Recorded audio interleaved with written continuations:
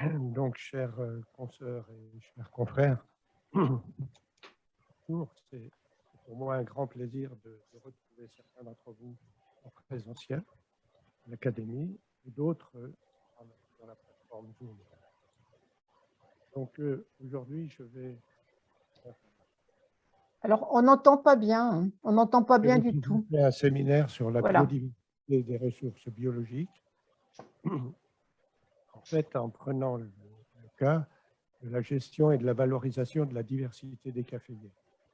Donc, pour ce faire, je vous ferai un rapide rappel de la biodiversité du genre Coffea. Et je vous présenterai surtout deux questions qui abordent la biodiversité et la diversité des caféiers. On n'entend pas.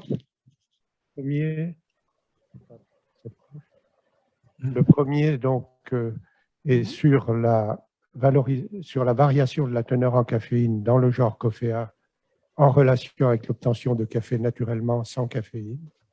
Et le deuxième point sera sur la gestion comparée de la diversité dans deux pays, donc celle des caféiers de l'espèce arabica dans son pays d'origine, l'Éthiopie, et dans un nouveau pays producteur d'arabica, la Chine. Donc, le genre Coffea, il est en fait constitué de deux groupes d'espèces de caféiers qui ont été donc rassemblés récemment par le professeur Aaron Davis de Kew Gardens, un botaniste et qui publie beaucoup sur la taxonomie des caféiers. Donc, il a regroupé des caféiers qui sont du sous-genre Coffea et ceux du sous-genre Psilanthus. Alors, ceux du genre Coffea, c'est 104 espèces en Afrique et Madagascar. Et ceux du genre Psilanthus sont en Afrique, en Asie et en Australie. Donc, vous avez les références et sur un site créé par Guyot en 2021, on peut voir des photos et une présentation et toutes les informations sur toutes ces espèces. Ce qu'il faut voir sur la carte de répartition, donc les caféiers sont dans toutes les zones en vert, donc les zones forestières d'Afrique.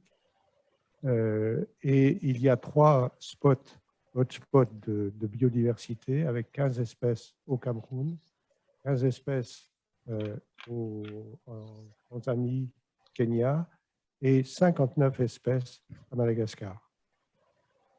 C'est donc une répartition maintenant bien connue, mais il y a encore des espèces non découvertes, d'autres qui ne sont pas décrites. Et la dernière en date qui va être publiée dans Dansonia concerne un caféier du Cameroun et il est dédié au professeur Georges Rizet. Pour vous donner une idée de la diversité dans les caféiers de Madagascar, qui sont si nombreux, voilà quelques aspects donc, au niveau feuilles, fleurs, fruits. Et je vous donnerai quelques éléments de biologie, bien sûr, pour compléter ce panorama. Donc, le genre Coffea est constitué que d'espèces diploïdes, et à une exception près, l'arabica, donc à 44 chromosomes. Il y a les deux modes de reproduction, autocompatibilité chez l'arabica en particulier et quelques autres espèces diploïdes, et incompatibilité chez toutes les autres espèces de caféiers, en particulier le canéphore. La pollinisation chez cette espèce est anémophile et entomophile. Alors, il y a beaucoup d'études sur l'évolution du genre Coffea avec les marqueurs moléculaires qui ont été utilisés progressivement au cours du temps, toute la panoplie qui est possible, et des présentations donc, de structuration de cette diversité sous une forme radiative avec une répartition écogéographique. Et plus original, c'est que tous ces caféiers diploïdes présentent quand même au niveau du noyau une quantité d'ADN qui peut être très variable par cytométrie de flux, avec des gradients de quantité d'ADN, par exemple en Afrique d'ouest en est, ou à Madagascar du nord au sud.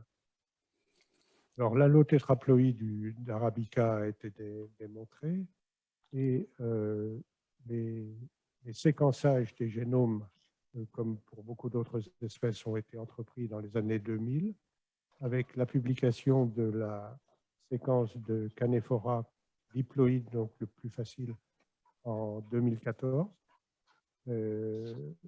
Et pour l'Arabica, il y a plusieurs groupes de recherche publique-privée qui se sont organisés sur un génome beaucoup plus difficile à étudier et qui sont en cours de publication. Alors, juste pour présenter l'allotétraploïde de l'Arabica, donc il est constitué, d'après les études donc, réalisées, par la participation de deux progéniteurs diploïdes, Coffea eugenioides et Coffea canephora, donc pour constituer l'Arabica. Donc deux sets de chromosomes homéologues, un événement unique apparemment et récent, d'après toutes ces études, et une diversification génétique ensuite. Donc vous pouvez trouver de détails dans les publications. Alors, la production du café dans le monde, vous la connaissez, bon, en rouge, celle de l'Arabica, essentiellement donc Amérique et Afrique de l'Est, et celle du Robusta, donc produite par Coffea canephora, en Afrique et en Asie du Sud-Est. Là aussi, je passe. Simplement, les deux grands pays producteurs actuellement, c'est le Brésil, avec un tiers de la production mondiale, et si on y additionne le Vietnam, ces deux pays représentent 50% de la production de café. Et en fait, il y a 50 pays producteurs qui sont tous des très petits. Alors pour ceux qui ne les connaissent pas, voilà juste une présentation d'un arabica, donc les fleurs, la fructification et les graines de café, c'est ce qu'on sait mieux. Le Robusta, lui, donc, qui est le nom donné au café Canephora, plante beaucoup plus robuste, comme son nom l'indique, plus florifère, plus productive. Alors, si l'on compare sur le plan biochimique ces deux espèces, ces deux types de café, on voit que la teneur en caféine de l'Arabica est la moitié de celle du Robusta. Le saccharose est beaucoup plus important chez l'Arabica que chez le Robusta. Et les lipides aussi sont plus importants chez l'Arabica que chez le Robusta. Et inversement, ce sont les acides chlorogéniques qui dominent chez le Robusta.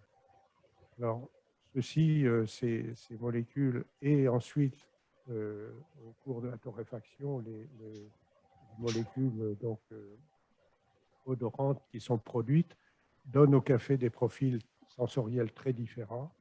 L'Arabica étant avec une pointe d'acidité beaucoup plus aromatique, avec ses supports lipidiques en particulier, et le Canephora, le Robusta, est beaucoup plus amer en général, avec moins de flaveur.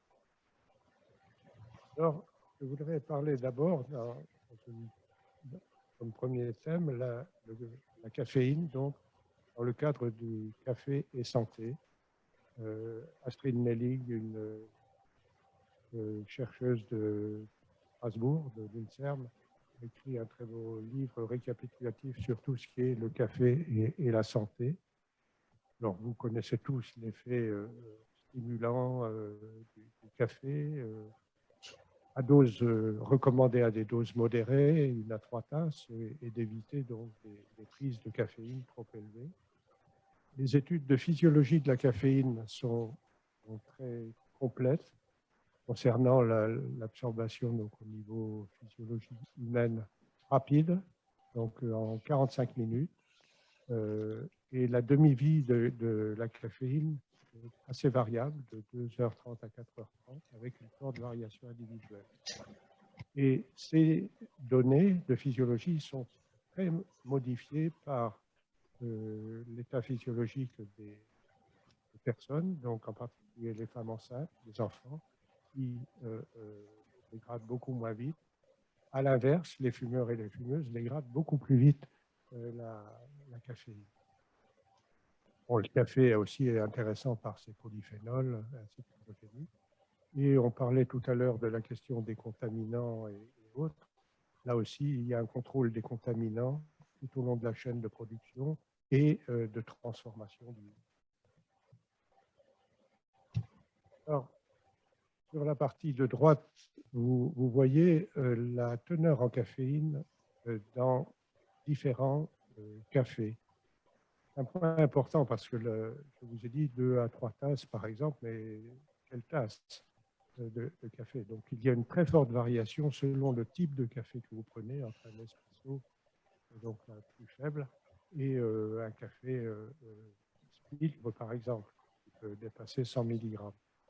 On peut le comparer aussi aux autres plantes qui contiennent de la caféine, comme le thé, et du même ordre que le café, ou le chocolat noir, ou alors les boissons donc énergisantes. Le mécanisme d'action de la caféine aussi est bien connu. La cible, c'est un récepteur adénoside qui, en présence de caféine, permet de libérer, donc d'activer la libération des neurotransmetteurs excitateurs, et donc qui explique le système, l'effet de la caféine. Alors, c'est pourquoi on a bien entendu développé des cafés DK, une offre de café décaféiné pour les populations sensibles. La consommation de DK actuellement est de l'ordre de 10 à 15%, plus élevée aux États-Unis d'ailleurs qu'en Europe. Les procédés de décaféination ont évolué. On est passé de solvants chlorés maintenant à l'extraction à l'eau, donc pour des questions de qualité sanitaire du produit, mais plus cher à produire. Mais les cafés sans café, disons décaféinés, contiennent quand même quelques traces de café. Quant à la caféine qui a été extraite, elle est utilisée dans les boissons énergisantes ou en pharmacie, dans les. Pour ceux qui s'intéressent aux aspects plus génomiques et de physiologie de biosynthèse donc, de la caféine, l'article de Deneux et autres de 2014 sur les séquençages du Canephora contient aussi toute une partie sur la biosynthèse de la caféine. Donc les différentes étapes, enfin les étapes finales des différentes méthylxanthines. Alors, dans leur étude, ils ont montré deux choses intéressantes qui nous intéressent. D'abord, en bas à gauche, le fait que la biosynthèse de la caféine, on retrouve les mêmes produits et la même voie dans le théier, dans le caféier et dans le cacaoyer, mais de façon indépendante dans l'arbre de phylogénie. L'autre aspect, c'est en bas à droite, donc au niveau du génome de Canephora. Les gènes en jeu, trois gènes ont été mis en évidence sur les chromosomes 1 et 9. La variabilité de la teneur en caféine, on peut la voir au sein des caféiers cultivés, à droite, et au sein du genre Coffea, à gauche. Donc, au sein du genre Coffea, la variation est très importante. On part de 0 en bas caféine, donc des caféiers caféine-free, essentiellement de la région malgache, puis des caféiers qui ont 0,5 de teneur, d'autres entre 1 et 1,5, c'est l'arabica, et tout un groupe de caféiers qui est au-dessus de 2% de teneur en caféine jusqu'à 3%, dont le robusta. Quant à la variation intraspécifique des deux espèces cultivées, Elle est importante parce qu'on a l'habitude de dire simplement l'arabica, c'est 1,2 points de caféine, le canephora 2,2, 2,4. En fait, la variation intraspécifique que nous avons pu montrer est importante. Pour l'arabica, on va de 0,5 à 2, et pour le canephora, on va de 1,8 à plus de 3, 3,5. Donc, compte tenu de toutes ces informations, l'exploitation de la diversité et de la biodiversité des caféiers a été envisagée pour moduler, modifier les teneurs en caféine des cafés consommés selon différents objectifs. Alors, il y a plusieurs voies qui ont été pratiquées. Il y a d'abord des mutants naturels d'arabica qui ont été trouvés dans les plantations. C'est le cas du bourbon pointu qui est cultivé à La Réunion. Je vais vous le présenter ensuite. Il y a des cafés qui contiennent très peu de caféine, qui ont été trouvés dans des descendances d'arabica collectées en Éthiopie. Mais ce sont des caféiers qui sont des mutants très dépréciés par leur vigueur, par leur faible production, etc. Donc, il a fallu procéder à un programme de cross avec l'arabica, de sélection assistée par marqueur, et au bout de la troisième génération, il y a aujourd'hui une douzaine de souches qui sont à pratiquement zéro caféine. Elles sont en cours d'évaluation au niveau de la production et ont été présentées en congrès 2021.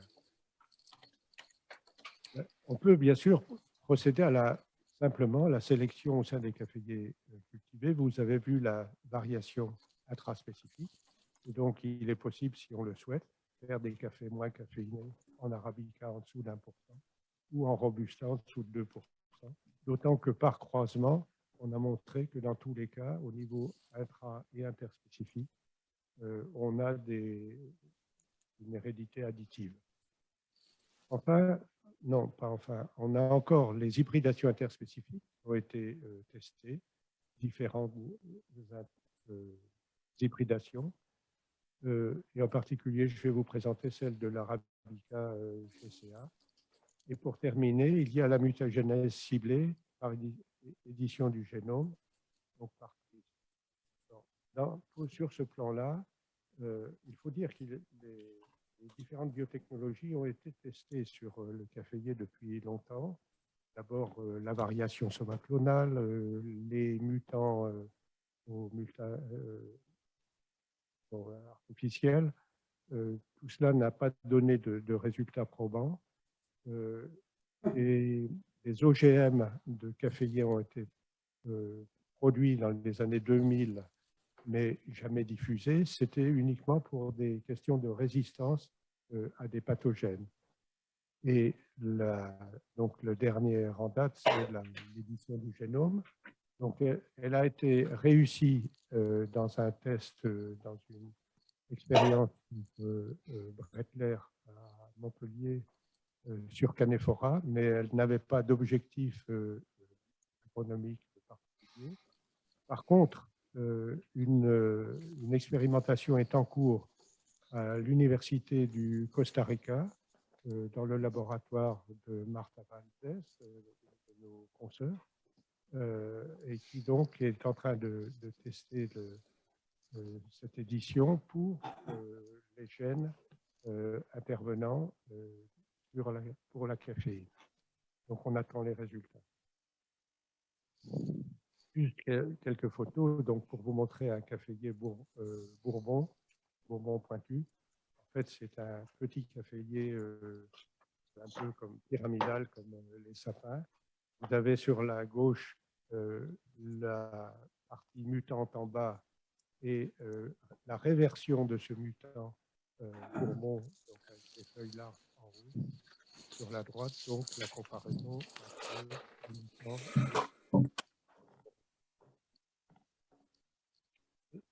L'autre que je voulais vous présenter, c'est un hybride original donc entre Eugenioides et Canephora, donc les deux progéniteurs de l'arabica.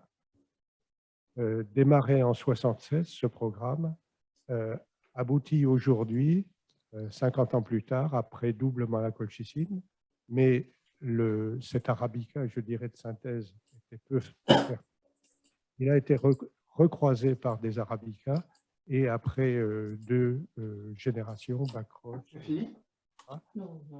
on est arrivé à une descendance avec des caféiers qui ont une très grande diversité et une teneur en caféine qui va de 0,3 à 2%.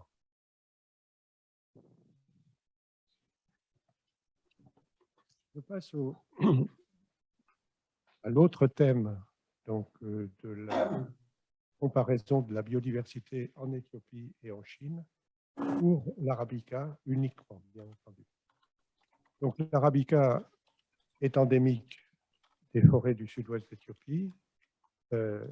Il est récolté, on récolte sur des caféiers sauvages en forêt naturelle ou aménagée, donc des agroforêts, et ça représente 40% de la production, mais avec une production faible, hein, par pied, de 100 grammes maximum. Ces caféiers sauvages, certains ont été transférés dans les jardins de cases et dans les petites plantations familiales et représentent 50% de la production d'Éthiopie. Et là, les caféiers peuvent produire jusqu'à 500 grammes par pied. L'arabica, bien sûr, originaire de l'Éthiopie, a une notation culturelle et en particulier de la cérémonie du bouna, du café, de la consommation donc, du café. Consommation nationale élevée puisque 50% de la production de l'Éthiopie est consommée localement. Enfin, l'Éthiopie est le 5e producteur mondial de café, premier producteur du continent africain, et avec 7 millions de sacs hein, en café, on compte toujours en sacs de 60 kg, puisque c'est ainsi qu'on exporte le café, et représente 35% des revenus donc, à l'export pour l'Éthiopie. Juste quelques photos lors de ma mission, de mes missions en Éthiopie, donc, pour la cérémonie. Alors, vous pourrez voir en haut à gauche que c'est une cérémonie très intéressante sur le plan culturel, mais le café qui est offert est vraiment pas à la hauteur. Donc, vous voyez que le café est extrêmement grillé, complètement noir. Ensuite, il est préparé dans une bouilloire. Donc, on percole plusieurs fois, 3 fois cette poudre de café donc pour obtenir l'extrait. Et on maintient ce café au chaud dans une poterie traditionnelle et on le sert avec tout un cérémonial et on l'accompagne, comme il est très amer, de sucre, de lait, d'aromates.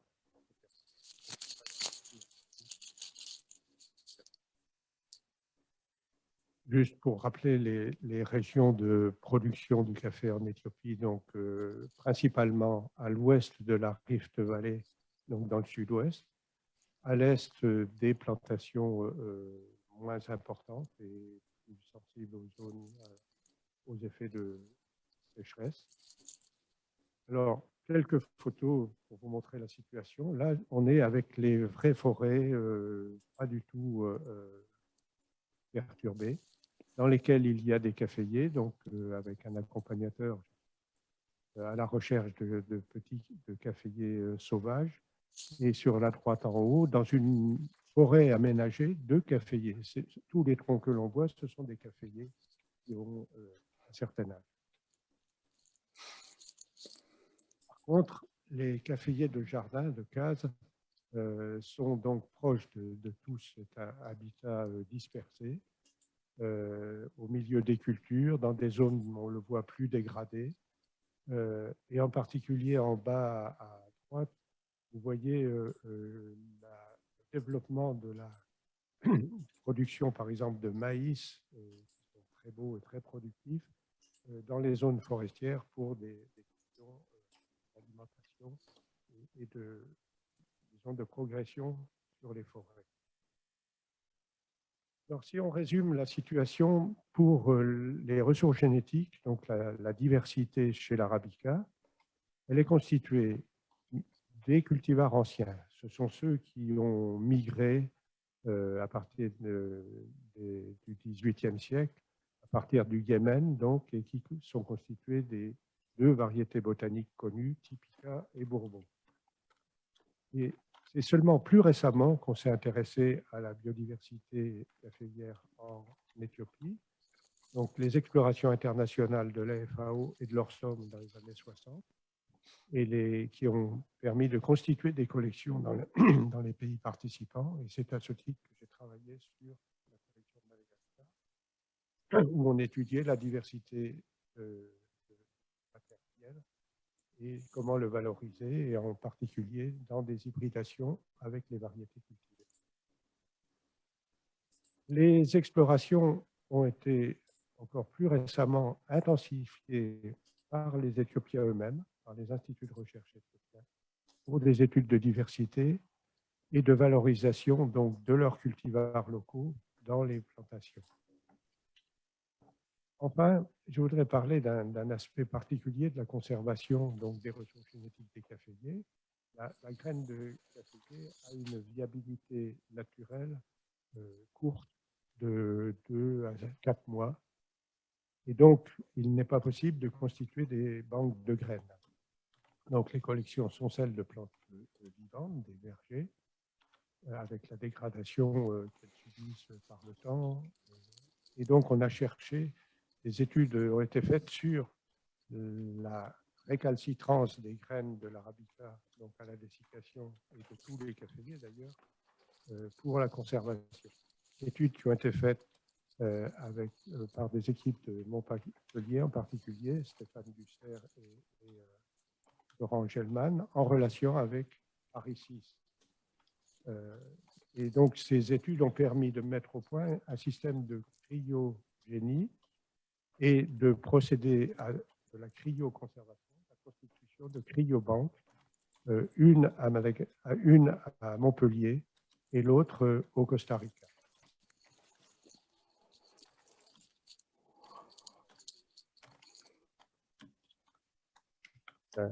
J'ai le micro dans la bouche.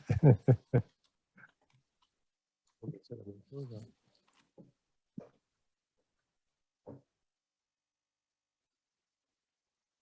Donc, pour illustrer les travaux faits sur ces ressources, donc, les études de diversité sont nombreuses, avec toute la panoplie donc, de marqueurs moléculaires. Ceci permet de montrer clairement qu'il y a une répartition de la diversité qui peut être analysée. Les caféiers, en particulier endémiques du sud-ouest éthiopien, sont beaucoup plus variables que les origines Typica et Bourbon.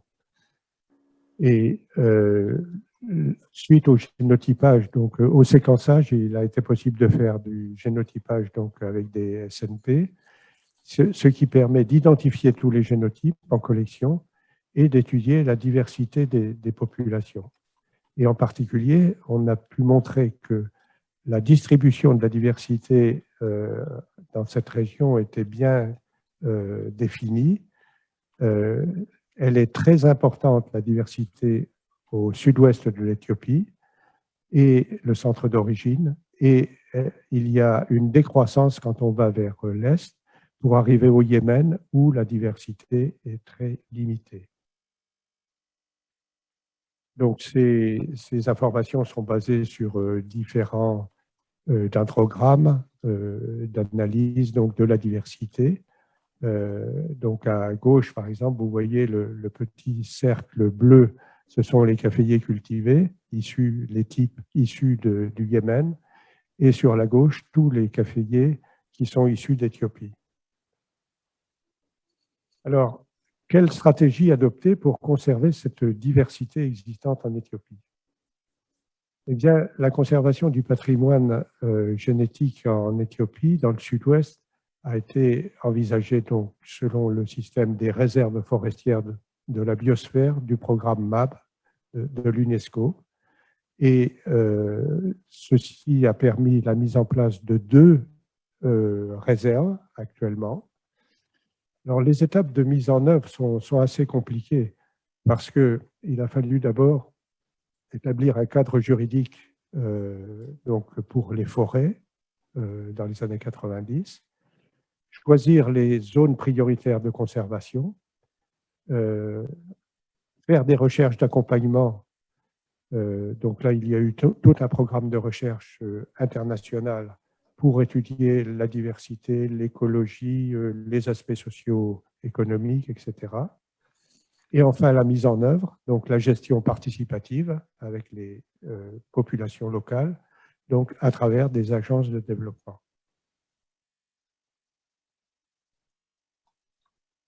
L'autre conservation devrait cibler donc les caféiers qui sont dans les jardins, entretenus donc par conservation paysanne. Donc ces caféiers bien adaptés localement, avec de bonnes qualités au niveau production et résistance aux maladies, eh bien, le seul projet de développement qui les concerne, c'est le projet Home Gardens of Ethiopia, qui a été financé par le Fonds français donc, de l'environnement, auquel participent essentiellement le muséum et l'IRD. Et par ce programme, la valorisation des cafés terroirs, donc de chaque zone de caféier de jardin, est faite par certification sous forme d'indication géographique que l'on connaît bien en France avec l'INAO. Mais en fait, la mise en place de ces certifications se heurte aux certifications existantes par le commerce, mises en place par le commerce international, en particulier au niveau du bio, commerce équitable, et forêts et autres 4C, etc. Et l'acceptation donc par les acteurs n'est pas évidente. Quant à l'avenir, il n'est pas rose si on suit les prédictions de Aaron Davis, qui, dans une publication qui est largement citée dans PLOS ONE, donc sur le changement climatique et l'impact sur les caféiers et les forêts, en particulier d'Éthiopie. Et il estime que l'on aura une perte au cours du siècle de 70% des zones forestières dans ce pays. Donc la zone favorable selon les scénarios climatiques choisis, hein, il y a différentes études à ce propos, donc permettent de voir la vitesse à laquelle la restriction va se faire. Et en particulier, si on regarde le petit schéma en haut à droite, les zones favorables forestières actuellement sont en vert, donc à gauche 2020, et vous voyez qu'en 2080, le dernier, il reste presque plus de zones forestières, avec des impacts donc, de sécheresse et de développement de maladies, en particulier la rouille. Donc, la biodiversité des caféiers, en général, et en Éthiopie en particulier, sont menacées. Donc, Aaron Davis, d'ailleurs, a continué à travailler sur cette question et a établi une liste des coféas menacés à l'échelle mondiale. Et on se rend compte que plus de 50% de ces espèces se trouvent à Madagascar. La situation des forêts et de dégradation des forêts de Madagascar est assez semblable à celle de l'Éthiopie et même plus catastrophique, puisqu'il y a beaucoup d'espèces de caféiers dans toutes les forêts relictuelles. Donc, la durabilité à long terme de la conservation in situ à la ferme est problématique. Déforestation, bien sûr, perturbation climatique, mais aussi selon les choix politiques et économiques, selon la démographie. L'Éthiopie est un pays jeune, avec une croissance démographique élevée, qui subit de plus l'afflux de migrants climatiques venant des pays voisins et qui viennent justement s'installer dans les zones forestières propices au développement de cultures vivrières. Et partout, on retrouve ce mitage donc, des forêts. Des stratégies pour optimiser les mesures de protection sont bien sûr discutées dans différentes enceintes. Des tentatives ont été faites. Alors, d'abord, on peut penser à des méthodes complémentaires de conservation. Je vous ai parlé de la cryoconservation et donc des cryobanques. C'est possible, mais c'est de l'ex situ. Une autre façon d'améliorer ce système, c'est de faire de la conservation dynamique. Ça, on sait faire des populations synthétiques et de la sélection récurrente de populations qui sont des populations donc, autogames que l'on croise, ou bien des poules synthétiques interspécifiques. Je suis mensualisée. Donc, dans les actions, Partout, moi, ouais. il y a eu deux actions en particulier. L'une dans les années 2000, un réseau donc africain, l'African Coffee Research Network, donc avec l'IBPGR et l'Union européenne, qui consistait à gérer l'ensemble des collections en Afrique, avec la prédominance pour l'Éthiopie, donc pour l'Arabica. Et deux pays n'ont pas accepté à cette époque, Madagascar et l'Éthiopie, et le financement européen dans les années 2010 n'a pas été acquis. L'autre action actuelle en cours, c'est celle de constituer un centre de ressources. C'est un projet du système mondial du café, donc l'International Coffee Organization, du World Coffee Research, qui est basé aux USA, et qui est le système international, donc des centres internationaux, par le Global Corp Diversity Trust. Donc là, c'est un projet en cours d'élaboration qui porte aussi sur les collections, mais avec l'objectif de créer une collection de référence en Amérique centrale, au Costa Rica, le Catier. Enfin, je vous parlerai de l'autre pays qui fait du café et qui est un nouveau pays producteur, la Chine, qui est en fait un pays de thé. Et on pourra comparer justement à l'Éthiopie. Donc, l'introduction récente des cafés yé en Chine, fin du 19e siècle, et une adoption limitée des cafés au cours du 20e siècle. En fait, c'est la planification d'une relance dans les années 90 soutenue par la Banque mondiale et Nestlé qui a permis une croissance rapide au Yunnan, puisqu'on est passé en 2005 de 17 000 hectares à 200 000 hectares aujourd'hui. Donc en 20 ans, la Chine est entrée dans le top 10 des producteurs d'Arabica. Ils sont 9e mondial avec 1,8 million de sacs produits qui sont exportés. Donc la Chine exporte son café qui est de qualité moyenne, 150 000 sacs à peu près, sur un marché de commodité qui est, lui, comme vous le savez, très volatile actuellement. Donc les Chinois exportent, mais eux ont une préférence pour le café soluble Robusta. Ils aiment un café fort, additionné de beaucoup de sucre, de lait en poudre, de 3 en 1, et ils importent majoritairement du Robusta du Vietnam. Alors, pour illustrer l'origine de la caféiculture, j'ai rencontré le professeur Dexin Chen, qui a écrit un livre, publié un livre récemment qui a fait toute l'histoire de ces introductions.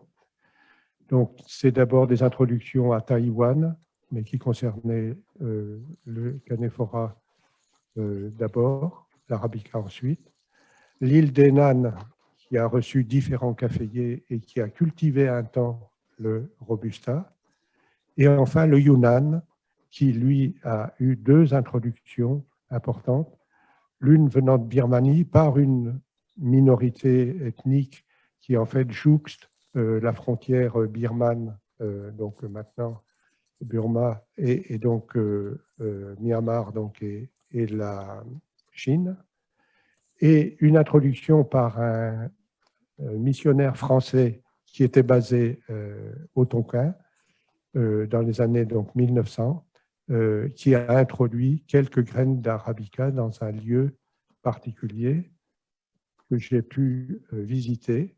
C'est le lieu de Zoukoula, donc, dans des montagnes reculées, proches des montagnes du Tibet, entre 2000 et 3000 mètres d'altitude, avec des populations ethniques bien particulières, qui ont conservé dans un tout petit îlot à peu près 3000 caféiers de cette introduction originale. Il y a les plants qui ont plus de 100 ans et leur descendance. Et ils font un café, ils essaient de faire une promotion avec de très belles boîtes de ce café particulier. Alors, la production aujourd'hui, comme je vous l'ai dit, maintenant, elle est en Chine, dans le Yunnan, donc dans le sud-ouest du Yunnan. Les zones de culture sur la carte qui est en haut à droite sont en jaune et marron, donc essentiellement proches de la frontière avec la Birmanie. Les conditions écologiques présentées en dessous sont parfaites pour l'arabica. On est dans les 20-22 degrés en moyenne, avec une saison des pluies suffisamment importante, plus de 2000 mètres jusqu'à 3000 mètres par an. Et c'est une caféiculture donc essentiellement intensive, donc de plantation. Donc, l'implantation s'est faite dans des régions où on fait d'autres cultures, bien sûr vivrières en particulier. C'est un modèle de production intensive.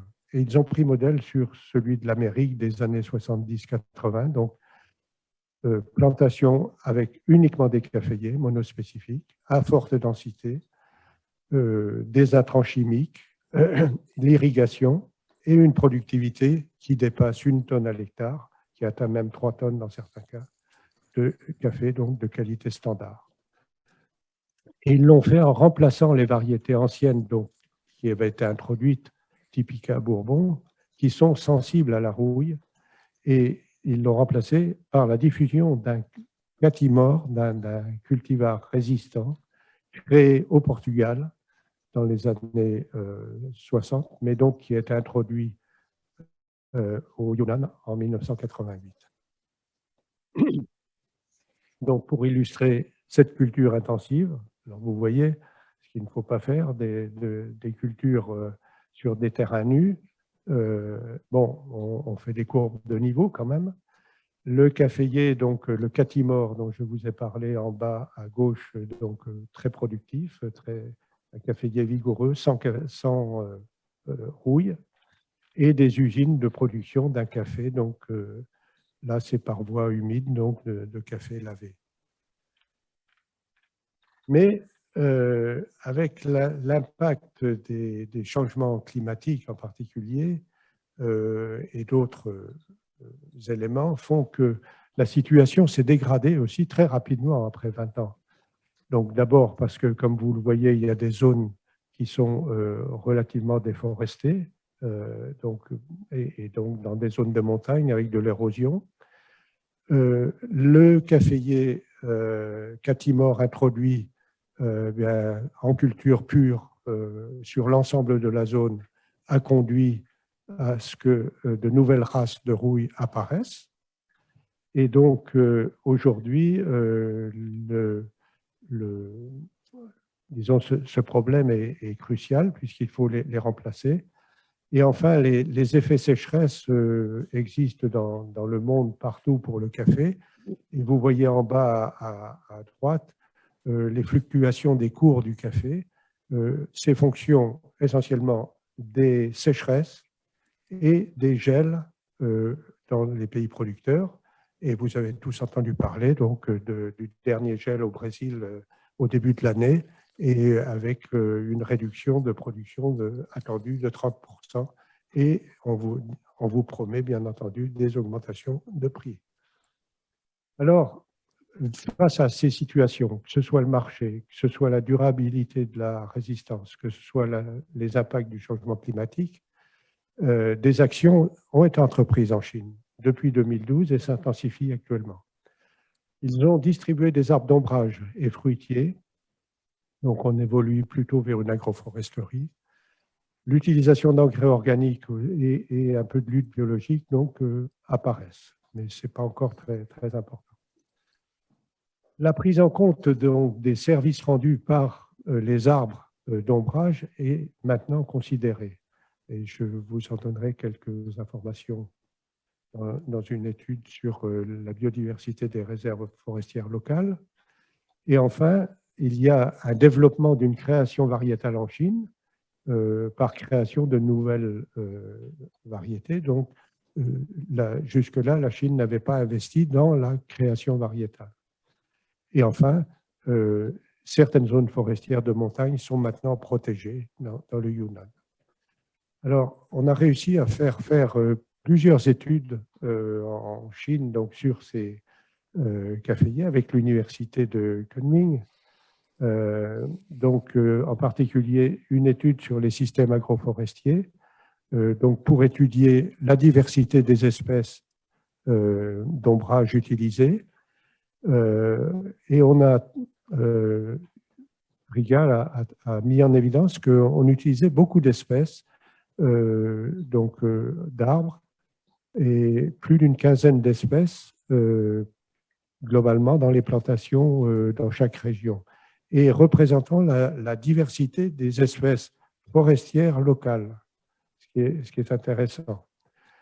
Et grâce à ces arbres d'ombrage, les études lui ont permis de montrer que sous cet ombrage, la baisse de température et le risque de gel est relativement contraint.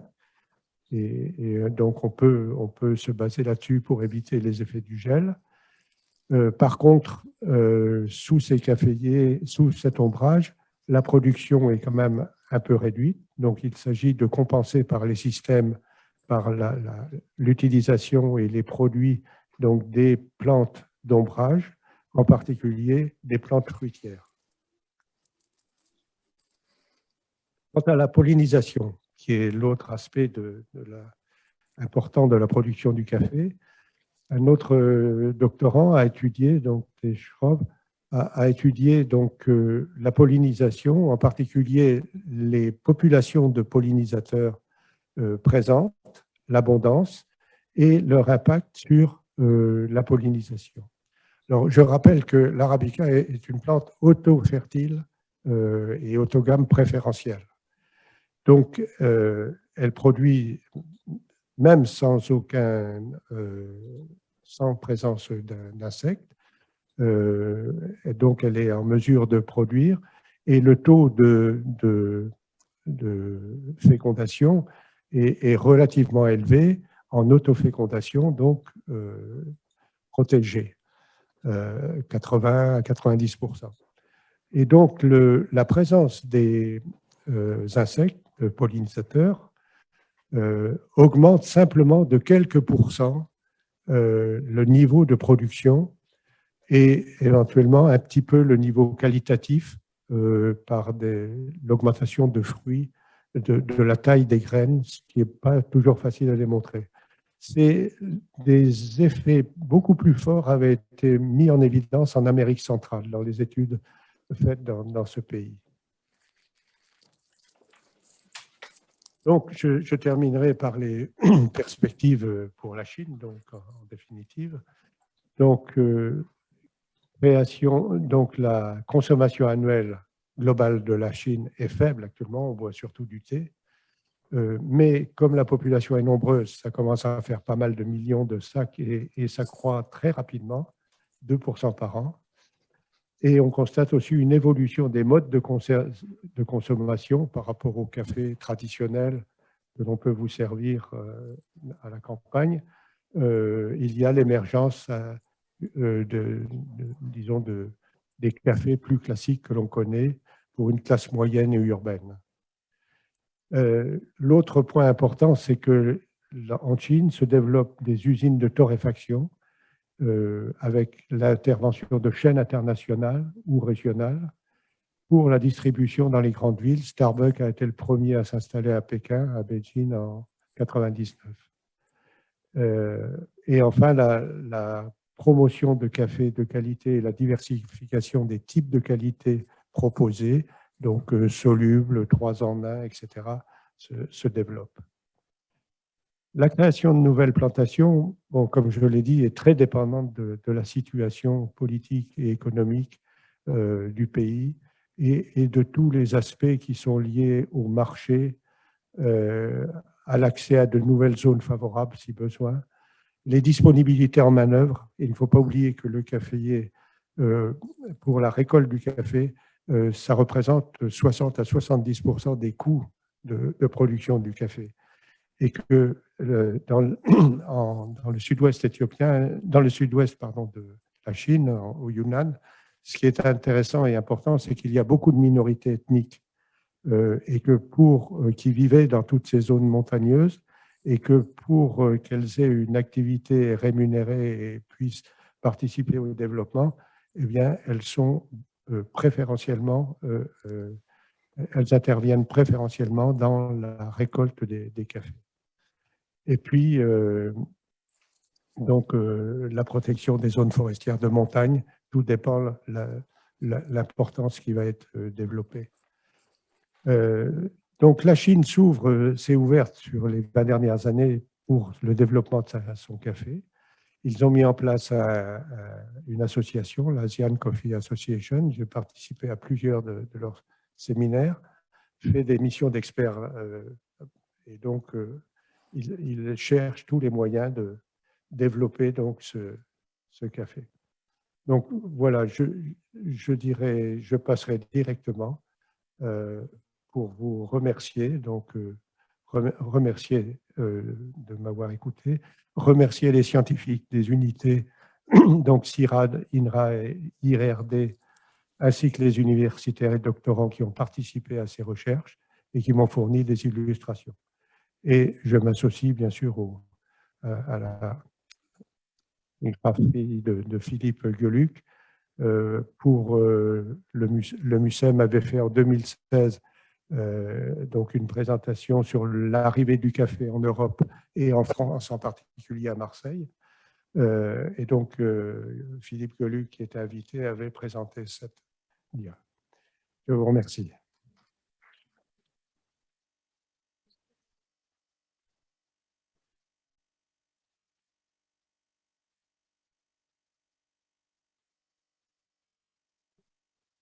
Merci beaucoup, André.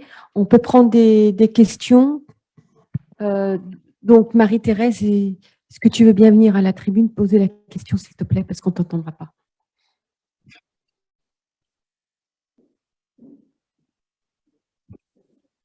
J'ai 2 questions. La première, ça concerne Arabica. Donc, Arabica, c'est un hybride. C'est ce qu'on a vu. De 2 espèces, enfin, c'est la juxtaposition de... Voilà, c'est une espèce qui a 44 chromosomes, c'est ça. Donc, elle est allotétraploïde. Une espèce qui est bien stabilisée dans son milieu. Voilà, alors, je me demandais si par rapport à ces espèces parentales, elle a des caractères particuliers, par exemple. Est-ce qu'elle est plus résistante aux maladies? Est-ce qu'elle a une structure autre que celle qu'on a vue dans le diagramme que tu as présenté? Est-ce qu'il y a des polymères comme, je ne sais pas moi, on va dire la lignine ou la cellulose ou des choses comme ça, qui contribuent à la force d'une plante? Est-ce que cet Arabica, par exemple, il est avantagé par rapport aux espèces parentales? Alors, l'Arabica est une espèce, donc vous voyez d'ailleurs, quand on voit la carte de répartition des caféiers, l'Arabica est totalement isolé sur le plateau éthiopien. Il n'est pas du tout dans le... par rapport à l'ensemble des espèces diploïdes qui sont partout ailleurs. Alors, il y a eu, au cours du temps, on connaît bien les migrations des forêts dans l'Afrique, hein, donc les périodes de régression, les périodes de développement qui ont permis justement à un moment donné que deux espèces, de types d'espèces diploïdes puissent se croiser. Oui. On a démontré aussi que ça s'est fait par des gamètes non réduits, parce que ce phénomène se produit encore de créer enfin, des ponts comme ça entre espèces de caféiers dans les pays, dans les îles en particulier où on introduit très peu de caféiers, comme en Nouvelle-Calédonie, comme à Timor, dans des endroits comme ça. Il y a un siècle, on a créé des plantations d'arabica, de canephora, par exemple, et des plantations qui ont duré très longtemps, et elles se sont intercroisées. On a obtenu des hybrides donc, dans ces systèmes, des hybrides naturels. Donc, on a démontré que ça se produisait au moment des périodes où les températures nocturnes sont très basses, au moment de la floraison. À ce moment-là, on a formation de gamètes non réduits. La migration ne se fait pas, donc on a des gamètes non réduits, et donc au doublement donc, des chromosomes et possibilité de faire des nouveaux halos tétra, des halos polyploïdes. C'est un phénomène qu'on a bien étudié et bien analysé. Alors, quant aux qualités ou aux particularités de l'arabica, l'arabica, il a trouvé sa niche écologique en Éthiopie. Elle est bien particulière, altitude, près, etc. Et le caféier arabica est une plante qui n'est pas très compétitive. Elle est faible, elle n'a pas une grande vigueur par rapport aux espèces diploïdes dans toutes les autres forêts. Et elle est sensible, en fait, à toutes les maladies. Sa progression en Amérique latine, le principal problème, ce sont les maladies.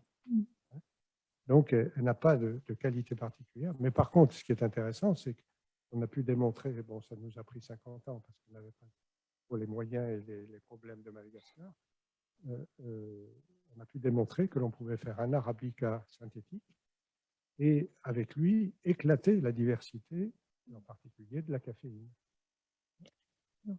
Mon autre question, c'est est-ce qu'il existe des cultures cellulaires d'arabica, par exemple, qu'on peut multiplier in vitro et quelles sont ses caractéristiques par rapport à la caféine, par exemple? Oui, alors, donc la culture in vitro et la multiplication in vitro aussi par embryogénèse somatique est opérationnelle hein, dans le café. Elle est utilisée pour multiplier les hybrides F1 maintenant. Alors, des cultures cellulaires, il y en a depuis les années 70-80, pas mal. Les Japonais ont beaucoup travaillé, les équipes japonaises ont beaucoup travaillé sur justement les métabolites dans les cultures cellulaires et en particulier de la caféine. Donc, il y a, je peux vous donner, si ça vous intéresse, beaucoup de références sur des études dans ce domaine. Les cultures cellulaires, elles peuvent se passer des accidents climatiques. Bien sûr. C'est ça le sens de ma question. Alors, en fait, est-ce qu'on peut… Alors, la dernière sur ce plan-là, peut-être que vous l'avez lu, c'est Norvège ou… Non, c'est Finlande, je crois, un institut de biotechnologie de Finlande, je ne me rappelle plus du nom. J'ai vu récemment, a fait des cultures cellulaires en réacteur, production de masse, tenter donc torréfier ces masses cellulaires, obtenu un produit brun, une poudre brune, qu'elle a fait déguster à des experts du café. Donc, ça a le goût du torréfié, du café, du torréfié. On a torréfié de l'orge aussi hein, pendant la guerre. Bon, ça a le goût du café, tout ça, mais pas de qualité particulière. Mais c'est une boîte de biotech. Oui, je l'ai vu, mais il y a quelques temps. C'est une société qui, tout de suite, explique que ça permettrait de produire en quantité du café, d'alimenter, d'éviter l'expansion des cultures de café, enfin la compétition entre culture de rente, culture vivrière dans certains pays qui sont à forte croissance démographique, etc.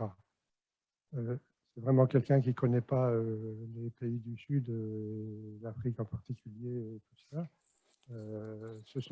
Les producteurs sont des petits paysans, des petits producteurs en Asie aussi, et le café, ça leur sert essentiellement comme rentrée de monnaie pour tout ce qui est la scolarisation des enfants, etc., tout ce qui est l'argent liquide. Et ce n'est pas idéal, mais c'est vraiment un des problèmes. Mais il a rêvé, disons, sur cette opportunité. Merci.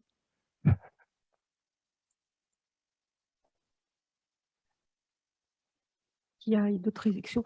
Moi, j'avais une question, en tout cas, je te fais signe pour la... Ben, peut-être que je poserai ma question après.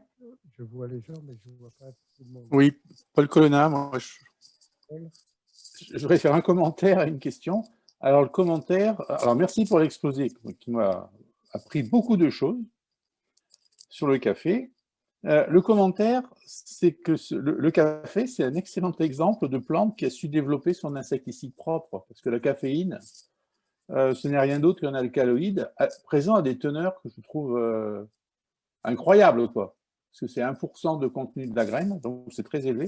Donc c'est un exemple qui peut être utilisé pour le groupe de travail là, qui se met en place sur les pesticides. Et ma question, Oui. Alors, elle est pas, je ne fais pas de la provocation, mais on passe beaucoup de temps à discuter de la caféine.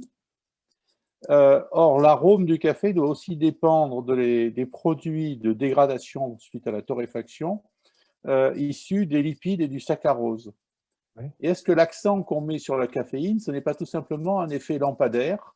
On sait mesurer la caféine facilement au plan analytique, donc on y accorde beaucoup d'importance.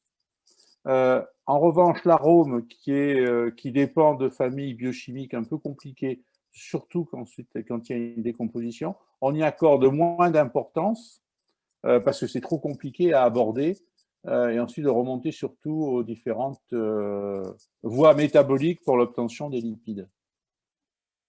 Merci pour cette question. Il y a beaucoup de choses à dire par rapport à cela.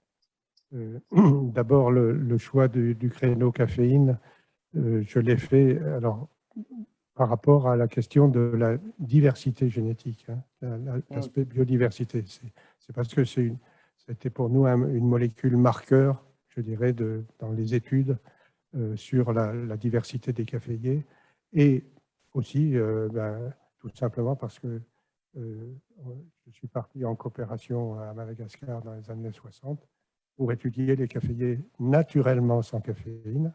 Il y en a plus de 60 espèces. Donc, c'était un point de départ pour moi. Quant à l'importance de la caféine en tant que telle, je suis bien d'accord. Ça concerne les 10-15% de personnes qui consomment la caféine.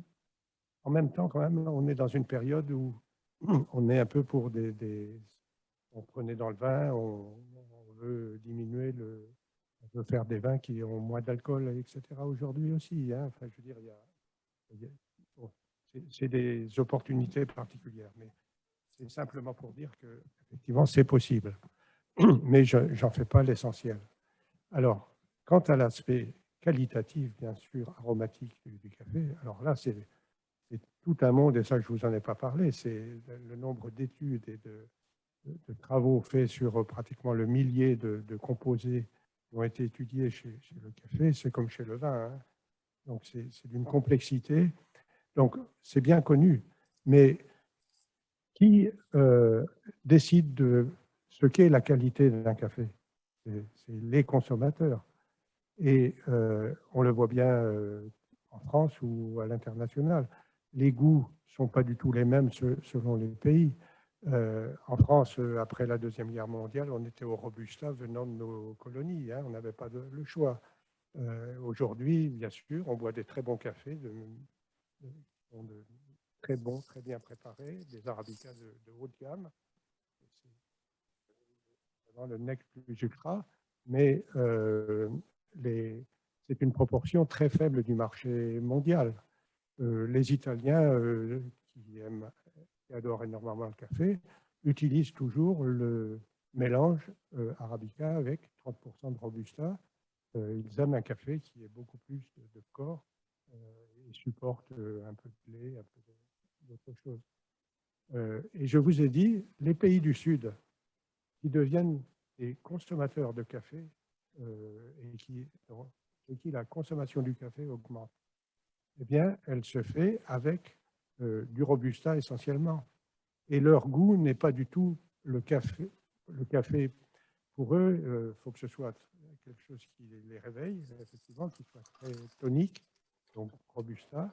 Mais comme c'est assez stringent, on ajoute du lait, on ajoute du sucre, etc. Donc on est sur un autre mode. Alors les modes de consommation évoluent beaucoup. C'est à étudier. L'industrie du café ne s'y trompe pas.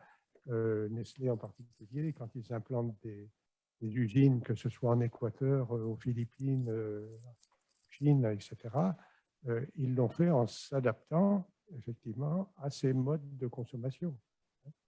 Donc ça, c'est pour parler, je veux dire, de qu'est-ce que c'est au niveau du marché et de la qualité, quoi, et de ce que l'on veut comme café. Ça, c'est la difficulté.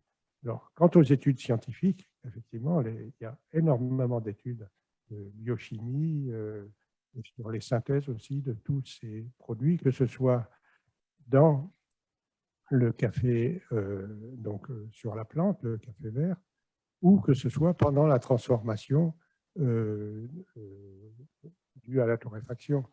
On a présenté à l'Académie en 2017, Jean-Claude, ou 2016, la génétique de la qualité. Et on avait pris quelques espèces donc tropicales, et en particulier le caféier. Thierry Jouette nous avait fait une très belle présentation sur cette approche disons, de la biosynthèse de certaines molécules et de leurs interactions. Lui, il avait beaucoup travaillé sur des polyphénols, entre autres. Donc, voilà ce que je peux dire. D'autres questions à distance? Dominique. Parce que je ne vois pas tout le monde. Oui, moi j'avais levé la main, c'est Dominique. Oui, Dominique. D'accord, donc tout d'abord, félicitations, c'était vraiment très bien. Je voudrais poursuivre le commentaire de Paul sur la caféine. Donc, c'est un insecticide naturel. Et donc, je me pose la question de savoir si de développer des variétés pauvres en caféine pourrait induire des problèmes d'attaque par des insectes. Problème d'attaque par les insectes? Oui. Puisque oui, le rôle physiologique de la caféine, c'est d'être un insecticide. Oui, tout à fait. La caféine est un insecticide naturel, ça c'est clair. Oui. La sensibilité à différents insectes. Alors, on a des boraires en particulier. Alors, on a des boraires sur les caféiers Robusta, enfin Canephora, et tous les caféiers cultivés en zone chaude et humide. Parce qu'il y a aussi beaucoup l'effet climat, hein, l'importance du climat à ce propos. Donc, sur les Robusta, il y a des boraires de façon importante. Sur les fruits et dans les rameaux. Et c'est pourquoi, d'ailleurs, il y avait eu une tentative de fabriquer un café OGM, donc pour essayer de traiter ce problème. Face à la non-acceptation, hein, que vous connaissez pas tous les débats, ça n'a pas eu de suite.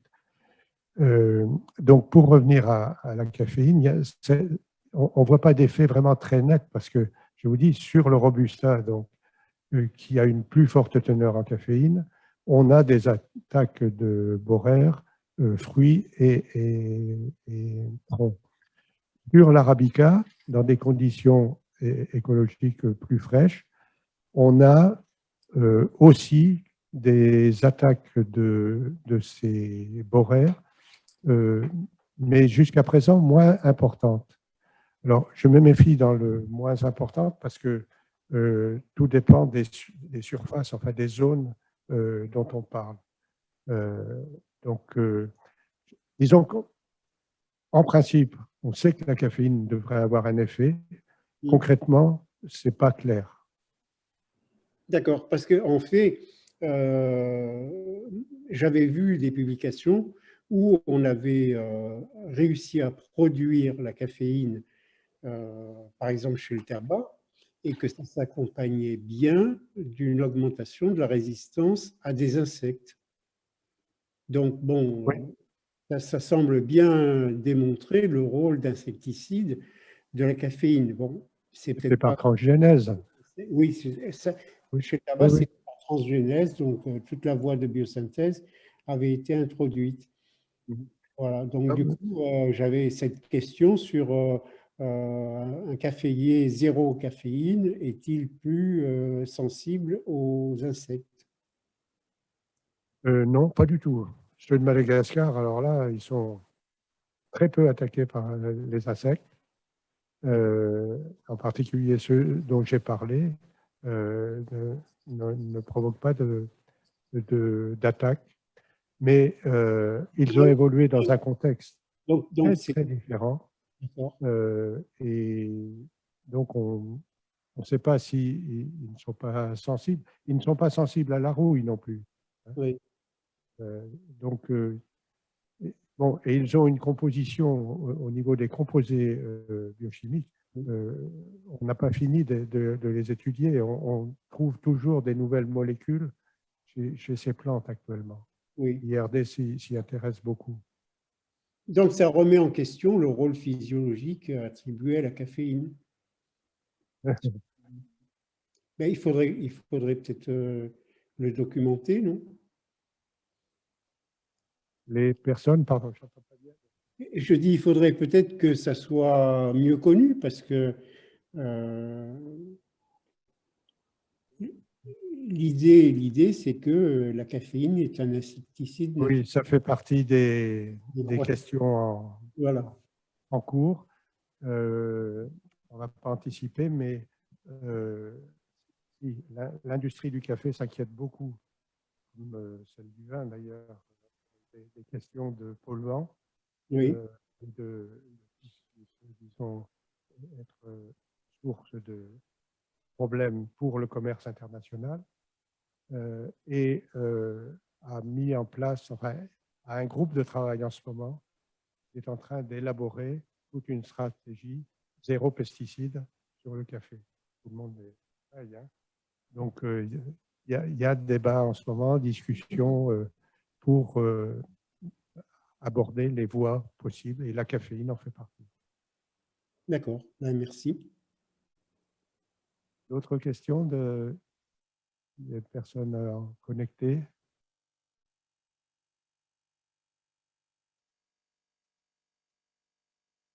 Non,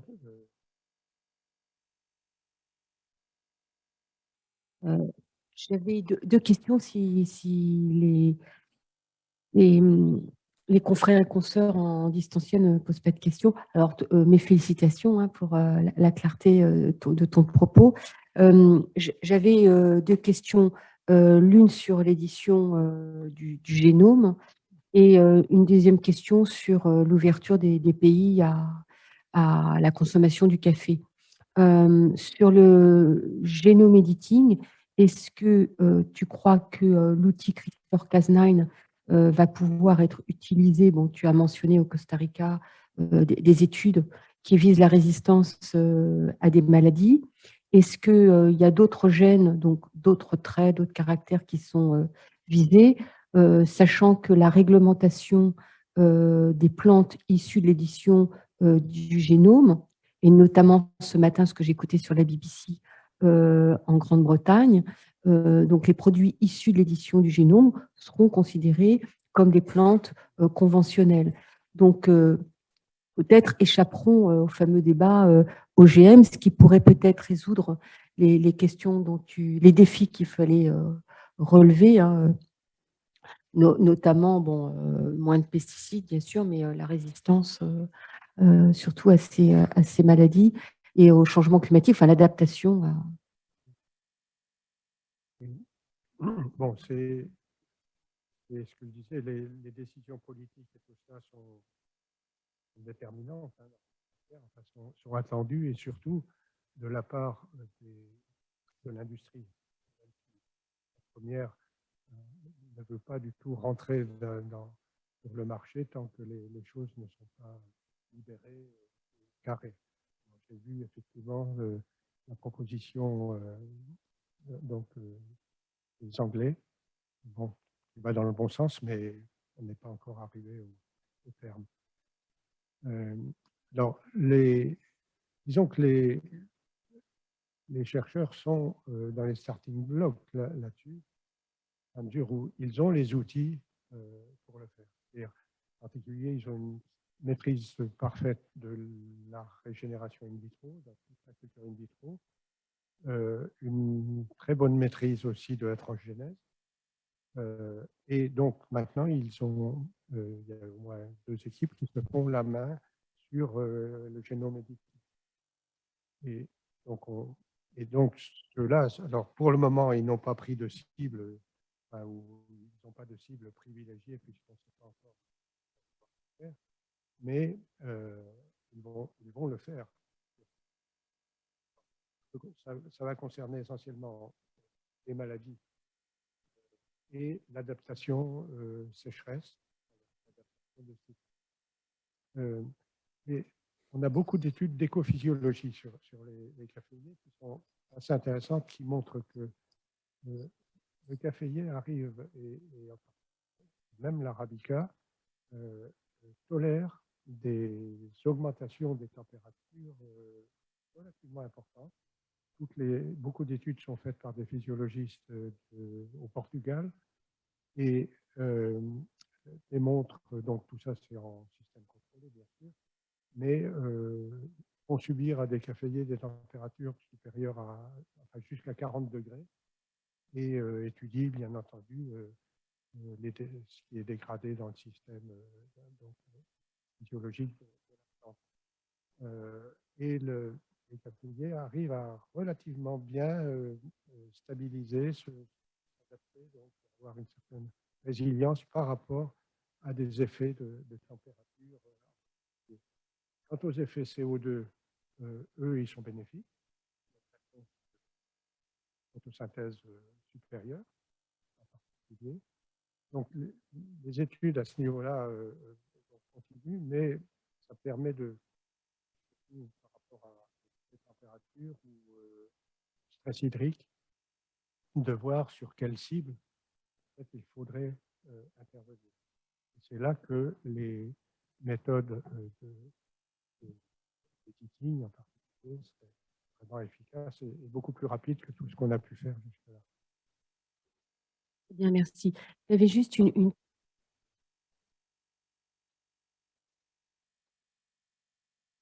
La Chine ou de l'Inde, oui. Oui. Alors, l'histoire de la production l'Inde est plus complexe, plus complexe à la mesure où c'est un pays ancien. Dans le point de vue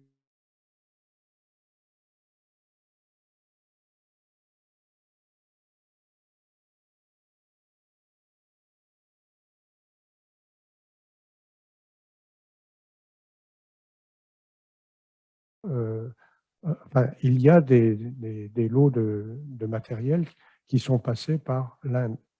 Et ça s'est fait en particulier, c'était l'époque des comptoirs, et donc des groupes, des groupes européens qui naviguaient le long des côtes d'Arabie, d'Inde, jusqu'à la Chine. Et donc, le transfert s'est fait au début du XVIIe siècle en Inde.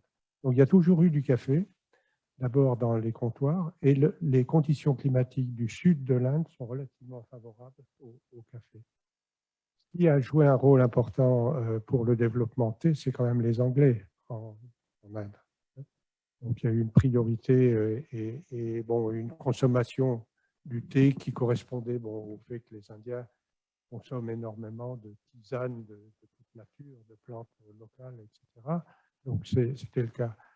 Et le café n'a jamais bénéficié, je dirais, de plans importants comme vient de le faire la Chine, par exemple. Donc, la production en Inde ne bouge pas. Elle reste moyenne en quantité.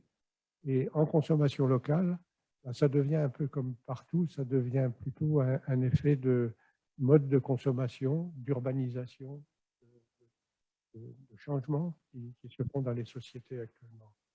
Mais ce n'est pas un pays